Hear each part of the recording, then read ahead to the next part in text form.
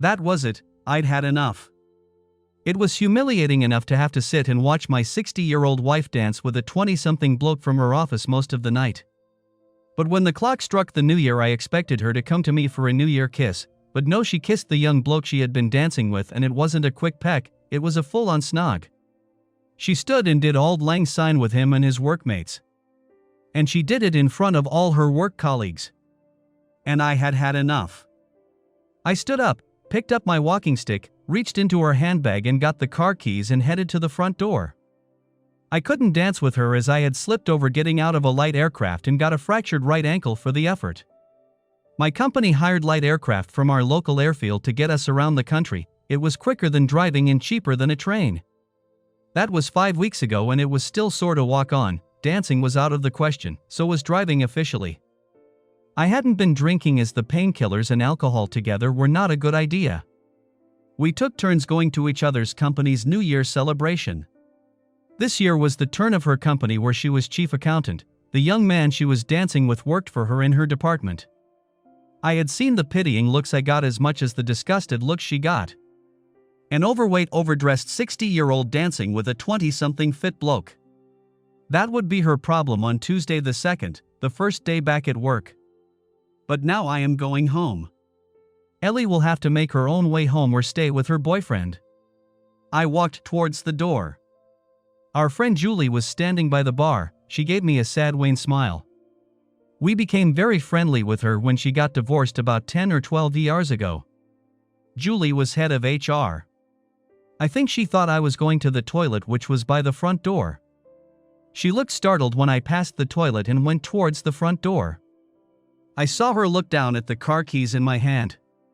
She rushed across the dance floor as I left. I got to my car. Bugger, I would never get in the driver's door. Some idiot had parked too close. I would have to get in the passenger side and try to get over the center console. That would be difficult with my ankle.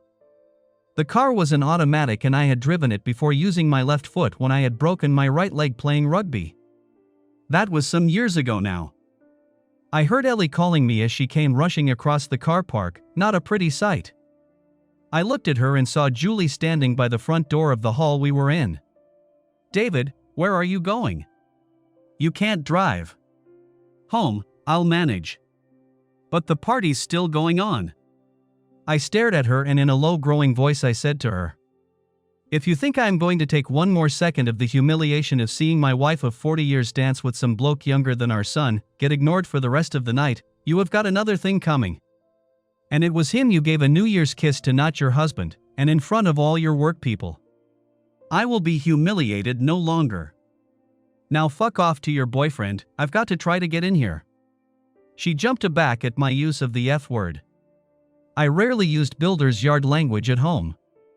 "I'm sorry, I didn't think." "No, you haven't for ages." "Well, only about yourself." I saw that hurt her. The truth does. "I'll get my handbag." With that she went back inside. Julie made her way to me. She gave me a hug. She pushed me back, looked at me and said, "Don't worry, they can't do anything, there is a moral behaviors clause. If they do anything they will both lose their jobs." That didn't stop the humiliation. She looked sad. I looked at my watch. "How long does it take to fetch a handbag?" Julie said, "Give me your car keys and I'll get your car out. Ellie couldn't get in there anyway, but I can slide across. I've always wanted to drive of this beauty." She held her hand out. I dropped them into it.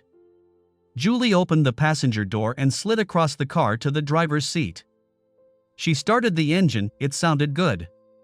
She moved it out in front of the main doors. It was now over 10 minutes. How long does it take for her to pick up her handbag? It was 12 minutes before she got back. Julie was standing next me looking worried. "Where have you been? It doesn't take 12 minutes to pick up your handbag." I had to say goodbye to Richard. It doesn't take 12 minutes to say the word goodbye. "What else were you doing?" "Just a quick dance, that's all. Most songs last 3 to 4 minutes." "What else did you do?" His favorite granddad just died, and his girlfriend has dumped him. It was just a few dances to say goodbye. So, you left your husband outside at midnight on New Year's Day in the freezing cold to dance with your boyfriend. It was also enough time for a quickie in the bogs. That's a fucking good start to my year. How can you say that? I would never cheat on you. He's not my boyfriend. I'm sorry, but I was worried about him.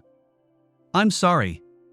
But obviously not worried about your husband of 40 years hobbling around on a walking stick outside in the cold. Get in the car and take me home or fuck off inside to your boyfriend and I'll manage. I went to open the door. I must have winced. Julie got to the handle first and opened the door. As I got in, Julie whispered, I am sure nothing happened, but I will check. I'll pop round Tuesday after work. Ellie started driving home. Sorry, sweetheart. He was upset. I was just consoling him, and I got carried away. I didn't forget you. Yes, you did. You spoke to me 5 times all night, yet you waved your fat arse all over the dance floor with Richard, ignoring me in front of all your workmates. And you couldn't drink, so you can't blame being drunk. I'm sorry, sweetheart. I wasn't thinking. That's your excuse a lot recently, you've used it twice in the last few minutes. Well, whilst you were shaking your fat arse and floppy tits on the dance floor with Richard, I have been thinking as well, thinking a lot about our marriage, and I am still thinking. What do you mean thinking about our marriage? You spent New Year's Eve shaking your body in that ridiculous dress with some man younger than our son. What else was I to do? Just drive the car and get us home in one piece. What's wrong with my dress? It's totally inappropriate for someone of your size to wear a dress like that. I told you so and you told me it was up to you. You're correct, it is up to you, so I shut up and let you look stupid. An icy hush fell over the inside of the car. When we got home, she let me out before she put the car in the garage. During the last bit of the drive, I had made a decision. My ankle was throbbing now, and I was due a painkiller. Bugger it, there were still some Abbott's Reserve bottles in the fridge. That'll do instead. I got one before she got in. I was halfway up the stairs, bottle in hand, when she came in from the garage. She had her phone in her hand. Text from your boyfriend? She ignored the jibe and held her phone out to me. No, just Julie making sure we got home safe. I took it and checked in also if there were any messages from Richard. The message was from Julie and there was nothing from Richard. But that didn't prove anything. I carried on upstairs, got to our bedroom, went in and closed the door behind me. We never closed the doors in our house. I sat on the floor with my back against it. There are no door locks fitted to the internal doors. I know, I built the house. Bum, I hadn't opened the beer bottle. Good job I had my Swiss Army knife on me. I knew what was going to happen next. Ellie tried the door. Honey, can I come in? I want to go to bed. Use the spare room or one of the kids' rooms. I want to sleep in our bed with you. You gave up the right to sleep in the matrimonial bed when you snogged Richard instead of me to welcome in the new year. What? You heard, you're not deaf. I could hear her sobbing. That wasn't going to work either. But the beds are not made up. The linen is in the airing cupboard. You know that. But I want to be with you. Well, that's the first time tonight, isn't it? Just go to bed and think where you want this marriage to go. My ankle is hurting and I want to go to sleep. Now leave me alone. I heard the squeak of the airing cupboard opening. I really must put a drop of 3-in-1 on that. I sat here thinking about how I got here. A very nice house, I know, I built it. 3 nice cars. One a classic Rover P6. 2 wonderful children with 2 grandchildren and another on the way, and a wife who I thought loved me up until tonight. Okay, things hadn't been brilliant for the last 18 months or more, but I still thought we were okay. Just a bump in the road of marriage. But now with the disrespect and humiliation plus leaving me outside for 12 minutes whilst she cozied up to Richard tipped me over the edge. Now was the time to seriously think about where we were going as a couple. But I had a problem. I love this house. I had built it. I had laid every brick with my own hands. I had improved Granddad Philip's Rover and kept it running and used it at least once a week. She was getting neither of them. Unfortunately, that's not always the way it works. Although the house was in my name, she had lived here for nearly 40 years. I'm sure some lawyers would argue she had a right to half the house.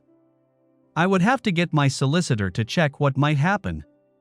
I had a rough idea of how much it was worth, and if we had to split 50-50ths, I think there was enough in the savings for me to buy her out. I would be broke, but I would have my house. The car was mine. She was not touching that as much as she loved it. Probably because our Stephen was conceived on the back seat. I left school at 16. I went to work with a mate of mine's dad as a builder. I spent most of my time carrying bricks around to start with and oil and gas jobs. It was a time of a building boom and there was loads of money to be made. One of the old timers let me have a go at laying bricks. He gave me a few tips and I found that I was quite good at it. I found it therapeutic, much like Winston Churchill did during the war. He used bricklaying to take his mind off the problems of the war for a while. I soon became a bricklayer full-time and by now I was very good at it. But unlike most of my mates, I didn't piss it all up against the wall. Okay, some of it went there but a lot went into savings. Then a few things happened. When Granddad Phillips had to stop driving, he gave me his Rover 3500 P6, one of the last ones off the production line. Granddad had it from new. I loved that car. He made me promise to keep it running and to use it, not just put it in a garage. I did. Beige with a brown vinyl roof, it looks fantastic. Being in the business, I decided it was a good idea to build my own house. I had mates who could do the electrics, woodwork, plumbing, and the roofing. I just had to do the bricklaying. I found a plot of land, put the deposit down, and got a mortgage. I approached the company architect. I told him I wanted some plans for a house. He said he could have let me have any of those of the houses we were currently building. I told him I wanted something different. I wanted to start small with the intention of expanding, putting on extensions when I could afford it or as the need arose. I didn't know how many bedrooms or what I would need. I expected it to be no more than 4 bedrooms, but start off with 2 and 1 garage, then expand that to 2 garages and build the bedrooms over. He liked the challenge. I saw his eyes light up. After a month or so he came to me. He would start with a very large kitchen to cater for the whole house of up to 5 bedrooms. I know I said 4, but he wanted to give some leeway. 2 smaller front rooms that could be knocked into 1 if we needed to and built accordingly. 1 garage to start with and a utility room on the back to keep washing machines and that sort of stuff out of the kitchen. With the aim of extending over that garage for an extra bedroom and then adding another garage with a bedroom above that, and if we needed more and extend out the back. He was starting with 2 bedrooms en suite but only 1 fitted at the moment. He then laid out several plans for extending the downstairs. Conservatories at the time were a new thing, so we planned to have 1 put on the back of the kitchen. The size would depend on when I did it. After a few tweaks we had an excellent plan. Unfortunately, that was when Granddad Phillips passed away. He had seen that I kept his car in immaculate condition. In fact, I had improved it into a car as it should have been. I fitted high-lift race cams, electronic ignition, I upgraded the brakes and fitted a sports exhaust which wasn't too loud. I made the suspension a little stiffer, so it wasn't so wallowy. It was quite sympathetically done. It still looked the same, just went and handled better. I think because of how I looked after his car that he left me some money, enough to get the house started. With a bit of help from my mates and the odd half-pallet load of bricks that just seemed to turn up, plus the odd door or window that didn't work properly and was going to be thrown away. It didn't take long to have the 2 front rooms, kitchen, and 2 bedrooms done. It cost me an arm and a leg in beer, and sometimes not a lot got done on some Sundays. After I got enough done, I invited my mom, dad, grandma, and Granddad Johnson over for Boxing Day dinner. Okay, parts of the kitchen weren't finished. There was no carpet on the floor in the second front room.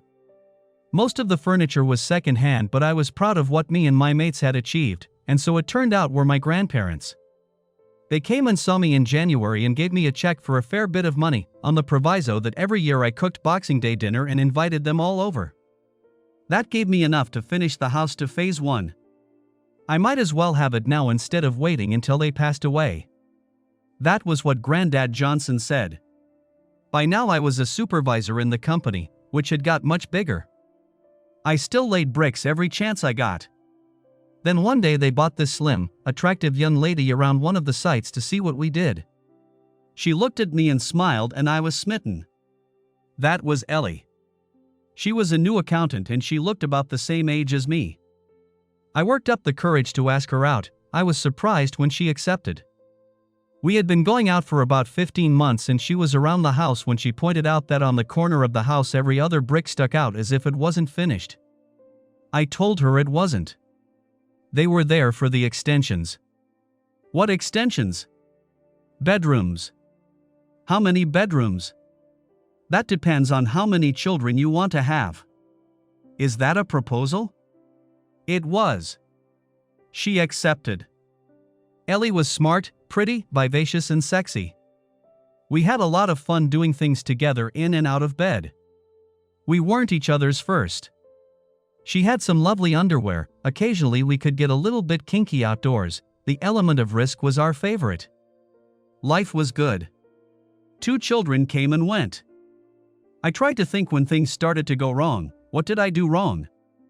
There must be something, but I couldn't put my finger on it. But I came back to the here and now.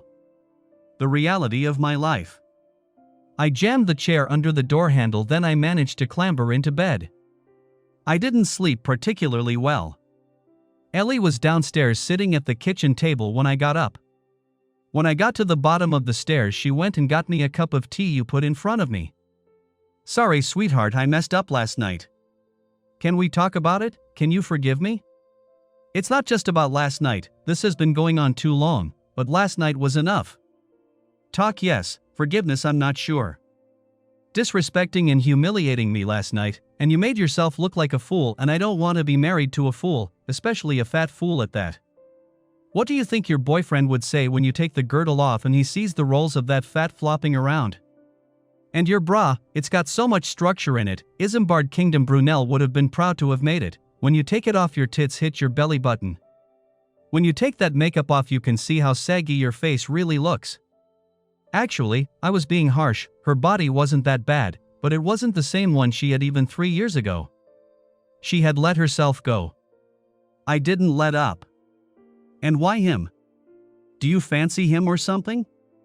He's a good-looking boy. I emphasized the word boy.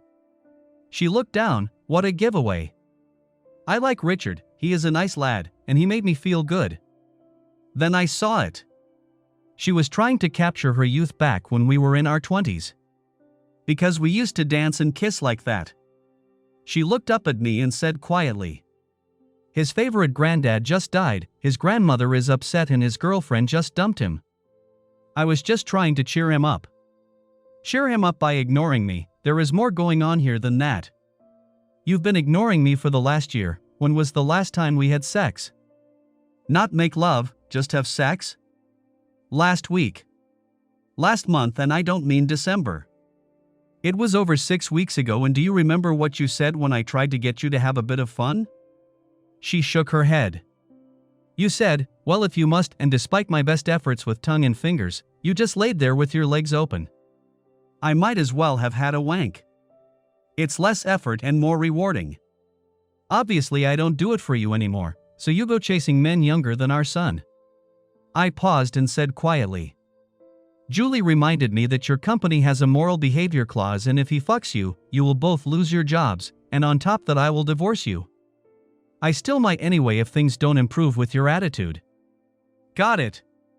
Then it hit me, I said. You fancy him, don't you? I glared at her. She turned away from me crying. That was it, she fancied him.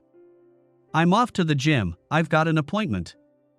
You had better think about where you want this marriage to go, because at the moment I can only see one way, and you won't like it. I stormed out, well, as much as you can on 1.5 legs and a walking stick. I was recommended this gym by my physiotherapist to keep fit whilst my ankle healed, then to regain the strength in my right leg when it would stand it. I had to do daily exercises, even on New Year's Day. The rest of New Year's Day was cold in our house, and I couldn't even have a beer. What a shitty start to the year. It can only get better, can't it?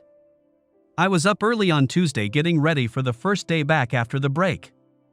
Ellie was still in bed. I made her a cup of tea and took it up to her in the spare room. She obviously hadn't slept well either. She got up and made me some toast. We didn't talk much, but she did come to the front door and give me a kiss on the cheek as normal when I left. As I couldn't drive, the company had asked Tony to collect me on his way into work. It wasn't much of a detour for him. He was a cheerful, bright young chap who worked in our design office. How that place had changed in my time with the company. When I visited the architect to have a chat about my plans, the room was full of men wearing suits and ties, leaning over big drawing boards. However, the overriding memory was of the cigarette and pipe smoke that filled the top of the room. No one bothered to open a window. Now it was full of young people wearing jeans, sweatshirts, and trainers, sitting in front of a bunch of computer monitors. "Morning, boss," he said as I got in his car. I had told him off about calling me boss, but he carried on doing it.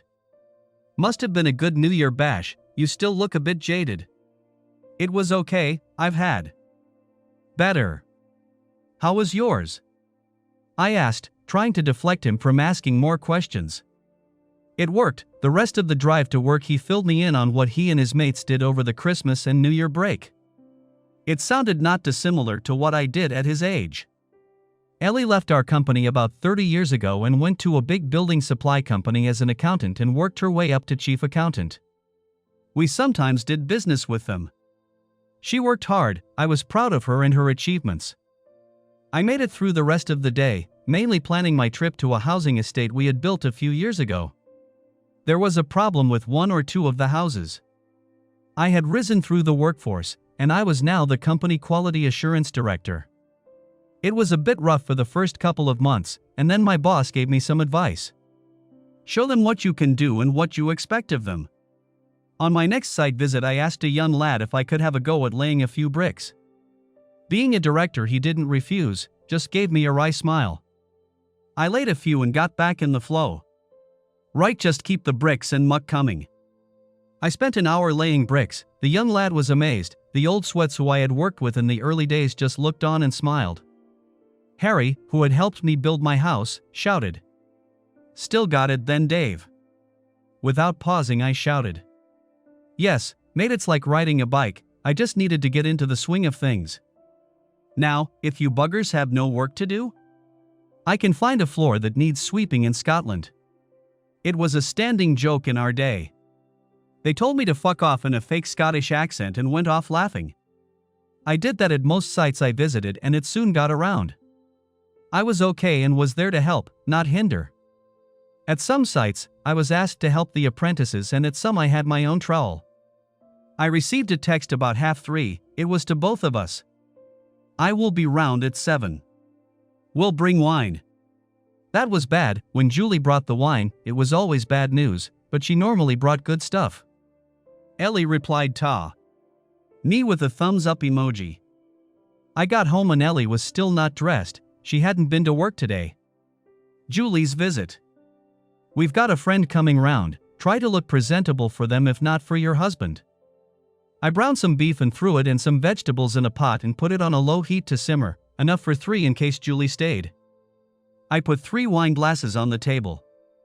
Ellie went upstairs and I heard our shower running. She came down 20 minutes later looking better. Julie arrived at 7:10. That was odd, she is never late. She knocked. Why'd she do that? She has her own key? I opened the door to her. She breezed in as normal and went to the kitchen cutlery drawer and got out the corkscrew. She passed both of them to me and smiled at me. She considered using a corkscrew a man's job. But wine with a cork, things must be really bad. I poured 3 glasses. Julie sank hers in one go. When I went to refill it, she put her hand over the top and shook her head. Not a word had been spoken. Julie looked at us. "It's not good." When I got back into the dance, all the young lads from your office, Ellie, were giggling until they saw me looking at them. Then they all went quiet. I sent young Katie out on a spying mission. She wasn't there New Year's Eve, so she went round saying she heard there had been a bit of upset and asked what happened. Ellie, you're a laughingstock. Throwing yourself at a man young enough to be your son whilst your crippled husband just had to sit there, you didn't even go to him to give him a chance to complain about what you were doing. They kept you on the far side of the dance floor on purpose so David couldn't get to you. And not going to your husband for a New Year kiss was a bonus for Richard and his mates. And if I remember, I warned you what was happening.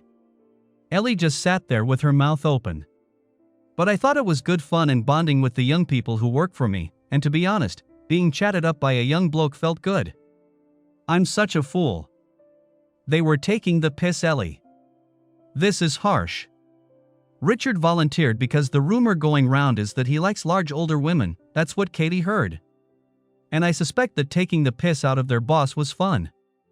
Oh shit. Sorry, Ellie, it gets worse. Management saw it all. They are not happy with you. You didn't help yourself by not coming in today. They know we're friends and they asked me to have a chat with you. They didn't know I was coming round anyway. What do I do? Wailed Ellie as she sat there crying. Looking at her, I said, you stop blubbering and pull your fucking self together, or they have one. So your stupidity has given you 2 battles to fight. But if you pull yourself together, with our help you can win both. I looked at Julie. Will you help? Yes, I have already put plans in place. Ellie, you will be in my office at 7 tomorrow. I will tell you how to handle this. We in HR are trained for awkward conversations, and this is going to be awkward, trust me. I will not be there when you have it. It will be you and one of my junior staff, to witness what happens. Not Katie. Julie looked at me. 2 battles? She's fighting for her marriage. New Year was the last straw. I know things haven't been 100% between you two for a few months, but surely one mistake is forgivable? She was targeted.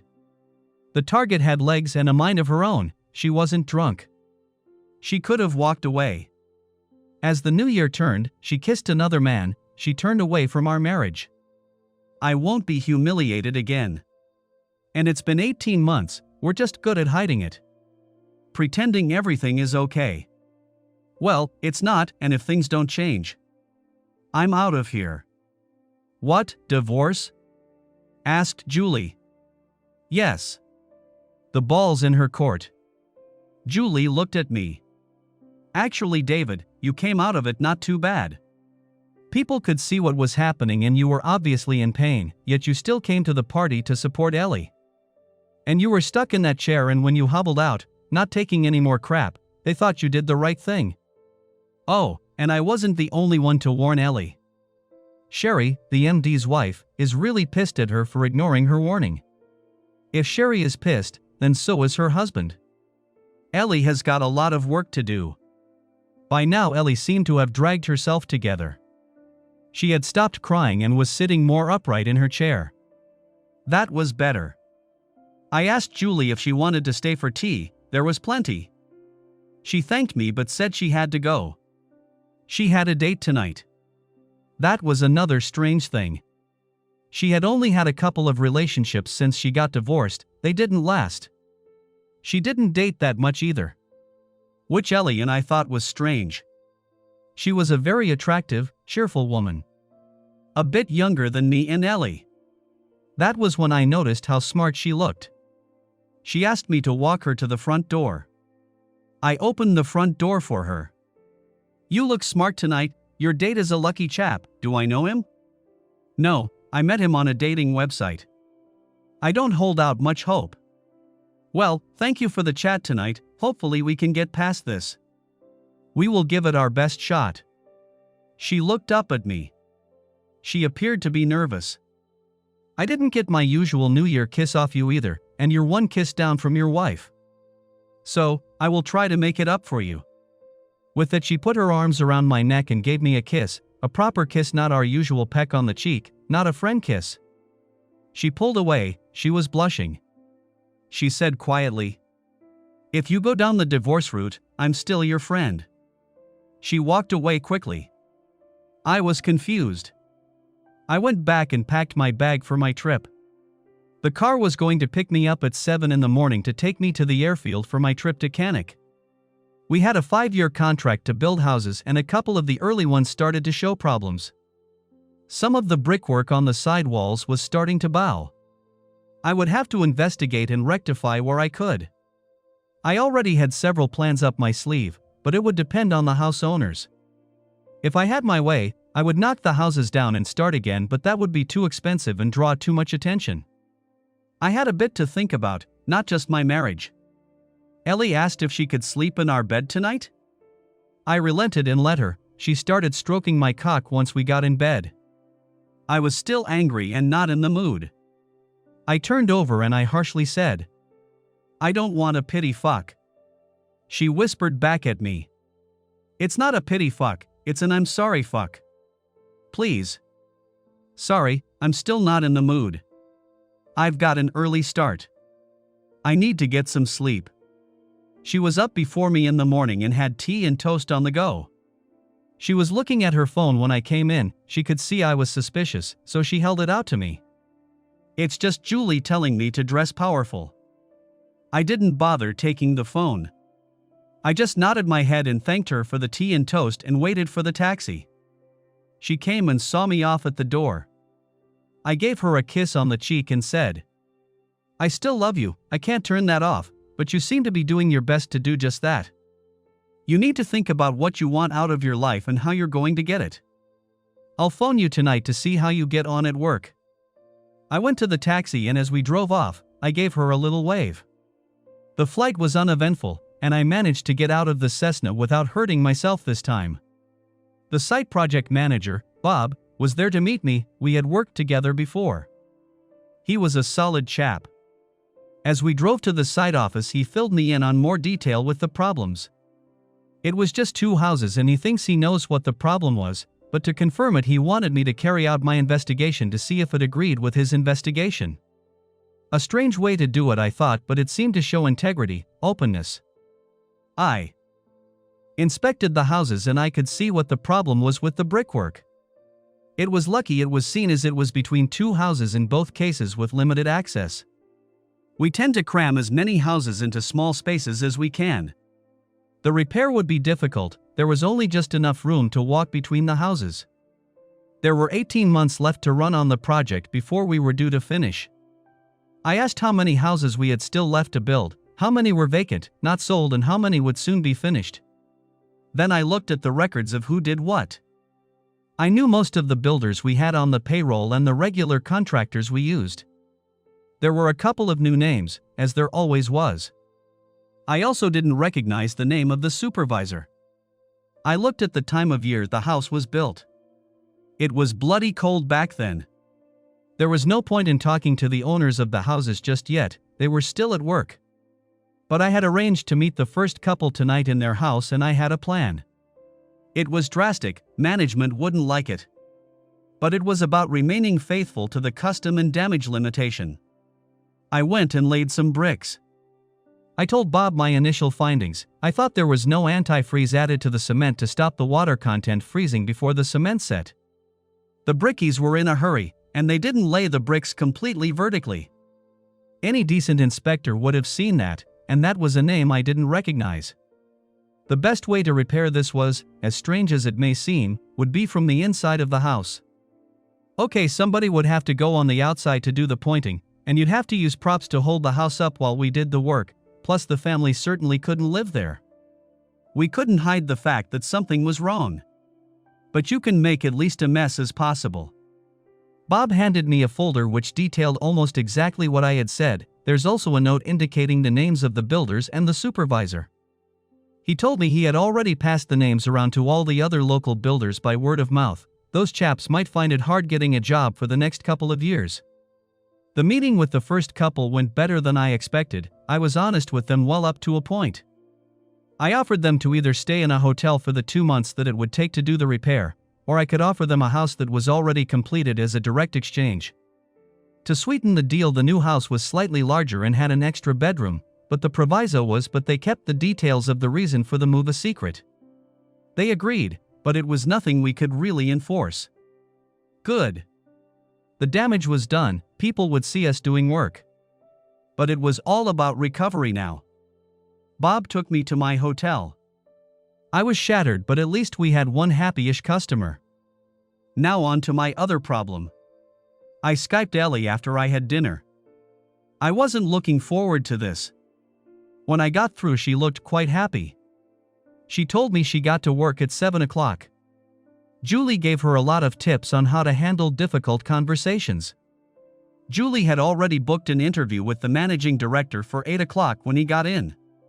Ellie went and saw him and told him she'd been stupid and got carried away. She had let her husband down as well as the company. She would sort out the problem with her husband. She laid out her plans of what she had done from the company. The managing director gave her the okay but told her she was on a very thin tightrope. She told me she waited until everybody was in the office, probably thinking she wasn't going to come in again today. Then she burst through the door followed by a little HR woman with a notepad. She said her first words after coming through the door were, "Right you lot, listen in. There are enough rumors around. I know what your game was, and I stupidly fell for it. You are going to wish you hadn't done that. From this moment on, any mistake, deviation from policy, coming in late or sneaking off early even by 1 minute will be an instant formal warning. The second occurrence will be instant dismissal. You have been warned. Richard, my office right now." With the HR person present, she laid the law down to Richard. She had to be a little bit careful because she was also part of the problem.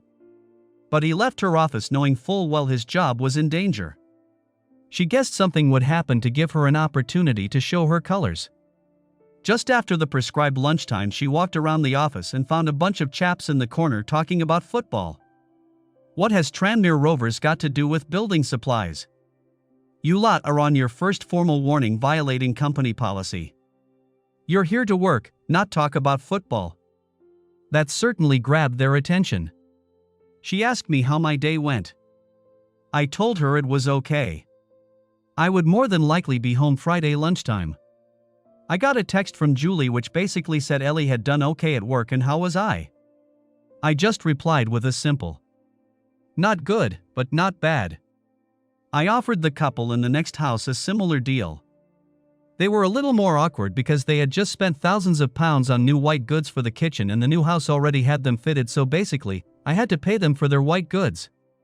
Not ideal because we would have to remove them and dispose of them, we couldn't pass them on.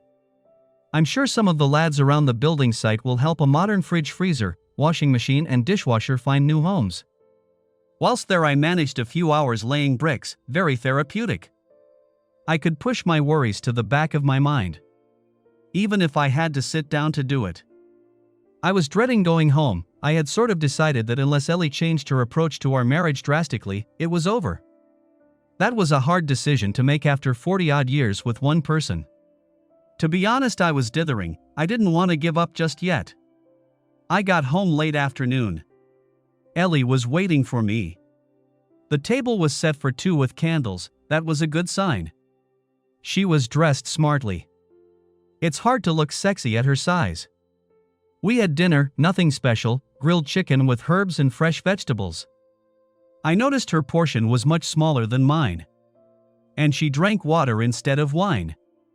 I had already decided that Abbott's Reserve, courtesy of Green King Brewery, was going to be my painkiller of choice tonight. I took it through to the lounge. Very little had been said apart from the usual pleasantries. Ellie came in and sat beside me. This time she had a small glass of white wine. I waited for her to start. The ball was still in her court. "Darling, I'm sorry for Sunday night. I was out of order. I didn't ignore you. I held my temper." Yes, she did. It was worse than that. I got carried away and I forgot you. I was reveling in the attention from Richard. I know now that was all a setup. To my utter shame, I fell for their games. Because I hadn't been drinking, I thought I was in control. I now know I wasn't. I forgot all about you until Julie came and got me from the dance floor telling me you were going home. She looked into her lap for a few seconds. I'm not sure, but I think the attention of an attractive young man, the music, I sort of think I wanted to capture my youth. But all I did was make myself look stupid in front of my colleagues. I've got some serious work to do there to get their respect back. That's what the psychiatrist side of Julie told me. But that's no excuse for the way I treated you. She took a sip of her wine and carried on. I was intrigued where this was going. I did as you asked and thought of where I wanted to go, which led me to where we had been. I realized I checked out of this marriage months ago. I gave up on me, our marriage and life. That can't continue. I hope you don't mind, but I've joined your gym. I've been to see them and they've given me a diet as well. There is a whole package. I thought you insulted me when you called me fat, until I looked in the mirror, really looked. I could see what you see. I have let myself go. I'm never going to get into that corset you like so much. Perhaps we can get a new one when I don't look like a Michelin man. I took her hand and kissed it. I knew when she set her mind to something she would see it through. I thought we could make it. When we went to bed we didn't have sex, we just cuddled, but I was woken up with a blowjob in the morning. She looked up at me and smiled and said, "I hope this stuff isn't fattening because I intend to take a lot of it." We went to the gym together, we had different machines regimes. She worked hard and the pounds fell off. When that happened our sex life picked up. We did get her a new corset. She looked good in it. My leg got better. She lost her weight and we stopped going to the gym every day. It gave us more time to do stuff together. I got the odd message from Julie saying how impressed she was with what Ellie had done. She worked hard at work to repair her reputation, and losing all that weight showed a determination, and her reputation was slowly regained. A couple of times we had to go shopping for new clothes. She was careful what she chose to look professional. I called it her sexy smart look. Her dresses, when we went to parties, were a bit more risque, but she looked good. She had taken to wearing stockings more often, I approved. She was still a bit on the large side, but she carried it well, it suited her. I did have to remind her a couple of times to tone the dresses down a bit. At her company's summer barbecue Richard and the cronies stayed well away from her. Although I did catch Richard having surreptitious looks her way. She was once bitten twice shy. She wouldn't let it happen again. I was confident. She wasn't a stupid woman. Ellie went out on Friday. One of the girls in her office was getting married in few weeks. It wasn't a hen do. All the girls were going to Blackpool next weekend. This was just an office get-together with a few other people from the company. I complimented her on how she was dressed, very smart. She looked at me, smiled and flashed his stocking tops and said, "These are for you when I get home." That was good because I had noticed them and wondered who they were for. But she had taken to wearing them more often since she lost weight. Not all the time, just when we went out somewhere nice. Ellie was very quiet when she got back. It was gone 1 o'clock when she got in, later than I was expecting. There would be no time for hanky-panky tonight. I was a bit miffed. I was looking forward to a bit of loving. But tomorrow would do, we had the whole weekend. I wasn't worried. And she did make it up to me not having the Friday night. I was worn out by Wednesday. I got home the following Friday and Julie's car was there. We weren't expecting her, but never mind, she was always good company. I went in through the front door and called out, "How are my two most favorite girls in the world doing?" There was no sound. I opened the door into the kitchen and there was Ellie and Julie sitting at the kitchen table sobbing. I saw an envelope in front of Ellie.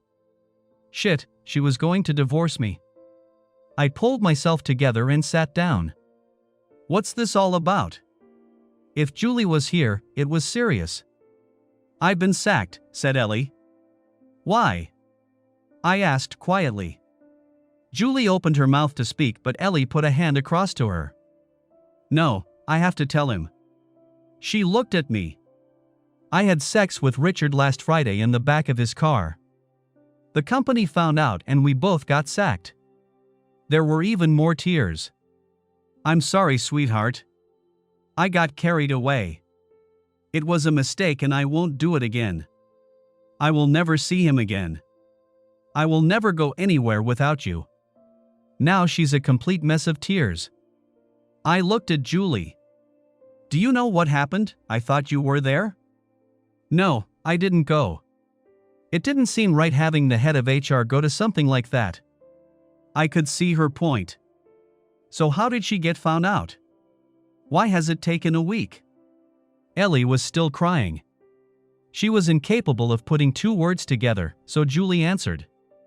You know the MD's wife Sherry. Well, she was out with friends Saturday evening in the Red Lion, and she heard a young man bragging he had sex with his boss. Her mind went back to last New Year's Eve.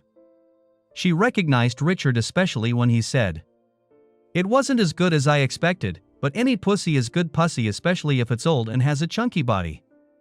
A new round of crying came from Ellie. Julie carried on. I was told on Monday that there would have to be an investigation. I told management I couldn't do it as I was a personal friend of Ellie's, and I would not warn either Ellie or Richard.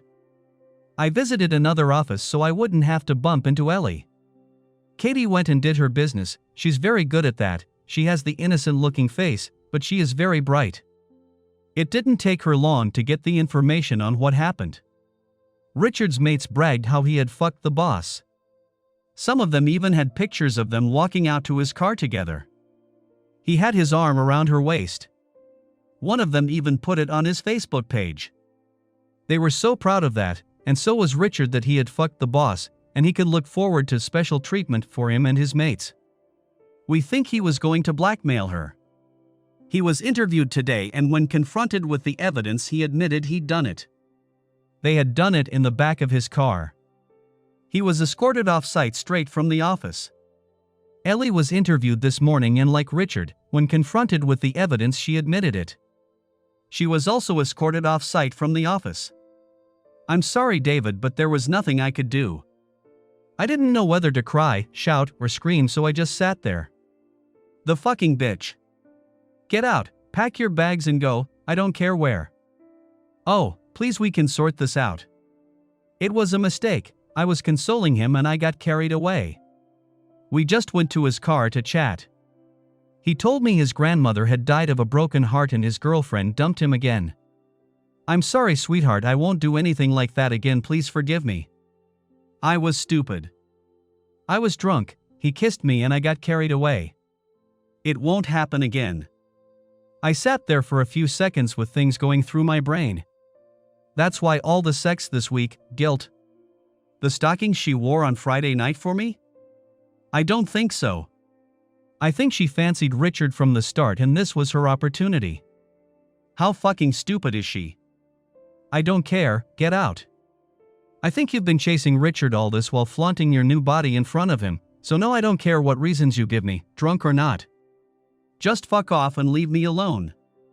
Where will I go? Your mom and dad are still alive, perhaps they might like some help in their 90s, I really don't care. Just get out. I will start the divorce proceedings on Monday. I think you planned all this. Nothing you're going to say will make me think anything else. Please, can we talk about this? It was a mistake, I got carried away, I am so sorry. Fuck off, you planned this from the start, and I bet he's shit at it. All youth and vigor comes in 30 seconds, leaving you high and dry. And you think I am going to take you back? You can take a fucking long run off a fucking short pier. I looked at Julie. Would you do me a favor and take her away, please? They both went upstairs. I heard them come down about 5 minutes later. Ellie was still crying. Julie wasn't much better.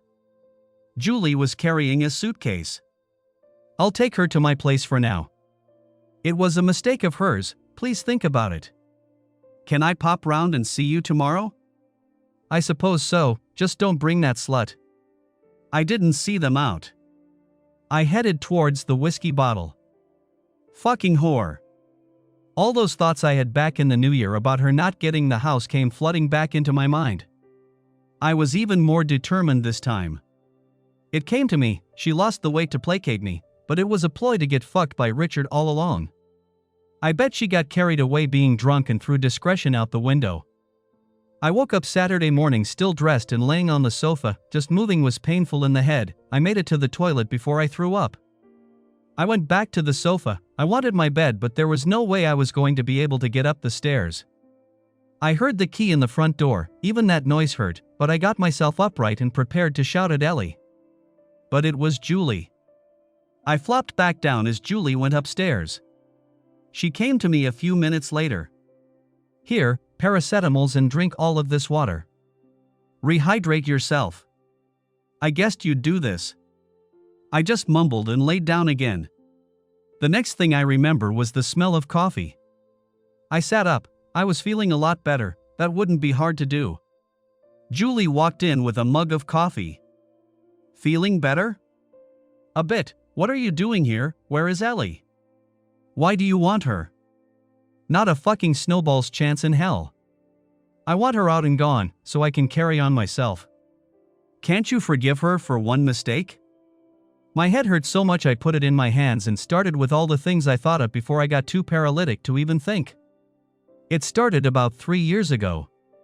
She checked out of our marriage, her words, not mine. I thought about it. How much do I tell Julie? Bugger it. She's our friend, let her decide. One night before Christmas I wanted to get intimate, and she just said, "If you must," and just laid there. After that I stopped trying. Then there was the New Year's Eve fiasco. I don't think she was as innocent as she made out. Hindsight is an exact science. Leaving me outside for 12 minutes, whilst she danced with Richard. Then losing all this weight, new clothes, sexy stuff. She worked out that Richard liked bigger older women, and if she could get me on side, she could get a pop at Richard. It was all a ploy. She admitted she fancied him. And she had the chance, she just didn't think his mates would follow him and put it on Facebook. I think she planned all this from the start. Dave, she loves you, she wouldn't do that to you. Things just got out of hand, that's all. I'm sorry, Julie, you've been a good friend to us for the last 12 years or so, but this time it's too much, even if it was innocent. I don't think it was. She had sex with another man, and that's me out of this marriage. And I bet his grandparents aren't dead. She looked across my shoulder at nothing in particular.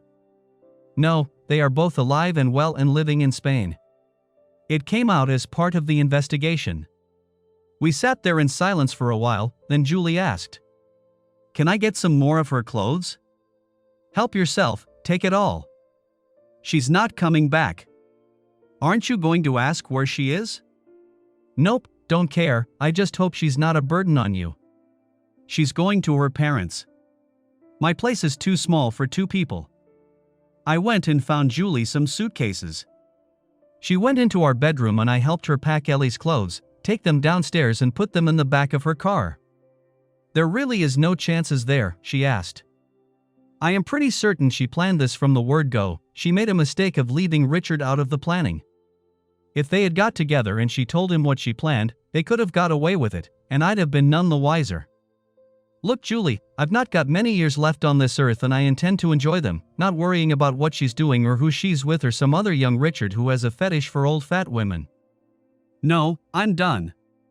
Maybe I'll find a widow or divorcee who will be happy to keep my bed warm at night." We put the suitcases into her car and she looked at me and said, "I've left my handbag indoors, can we go and fetch it?" Not the handbag ploy.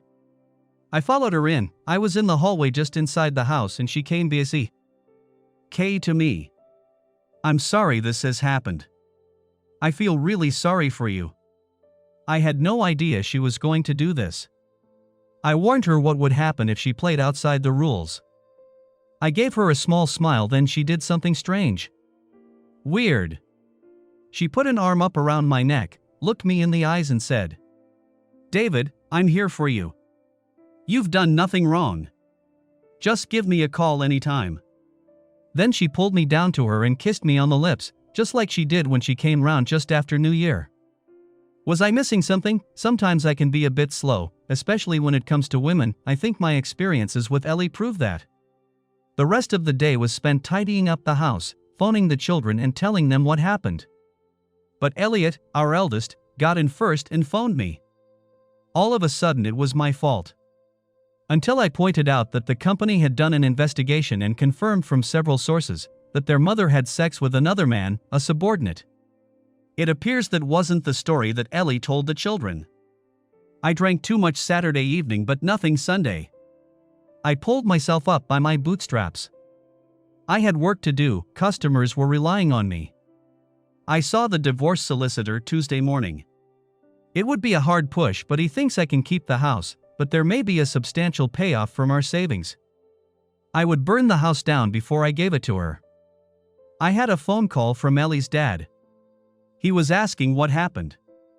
His body may be frail, but his brain wasn't. Ellie had again told the same story to her parents that she had told the children. I put him right on that as well. Unlike the children, he didn't try to change my mind. The divorce petition was issued on Thursday. I got phone calls from Ellie. I ignored them. Work kept me busy all week. I took on all the work I could. But the weekend was going to be shit. It was 6:30 on Friday night. I'd opened my first beer. I had to stay away from the whiskey, while I had run out of it. I sat in front of the television wondering where my life was going to go. There was a knock at the front door. Who the bloody hell was calling this time of night? If it was Ellie, she was going to short shrift. I opened the front door. It was Julie. She still has her own door key. Why was she knocking? And she looked good.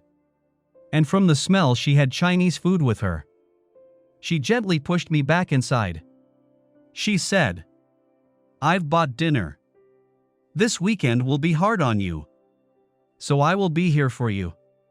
I let her in.